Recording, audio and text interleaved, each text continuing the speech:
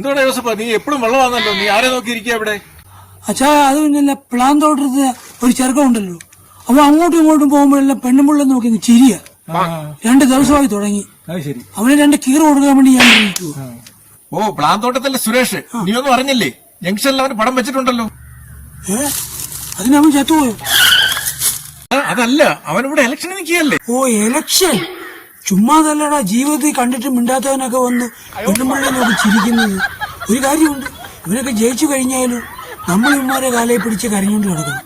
അച്ഛാ പിന്നെ നമ്മുടെ മനോഹരൻ മത്സരിക്കുന്നുണ്ടോ? നീ എന്താ അങ്ങനെ ചോദിച്ചേ? മനോഹരൻ ഇവിടെ മത്സരിക്കുന്നില്ലല്ലോ. അതെന്താന്ന് വെച്ചാൽ അവൻ കുറെ നാളായിട്ട് പെണ്ണുമ്പിള്ളെ കാണുമ്പോൾ ചിരിച്ചു കാണിക്കുന്നു, മെസ്സേജ് ഇടുന്നു, കൊഞ്ചി കഴിയുന്നു. ഞാൻ അതൊക്കെ ഇലക്ഷന്റെ ആവുണ്ടാണോ എന്ന് അറിയാൻ വേണ്ടി ചോദിച്ചു. എടാ അത് ഇലക്ഷന്റെ അല്ല, പിന്നെ അവർ തമ്മിലുള്ള കണക്ഷന്റെയാ. കണക്ഷനാ?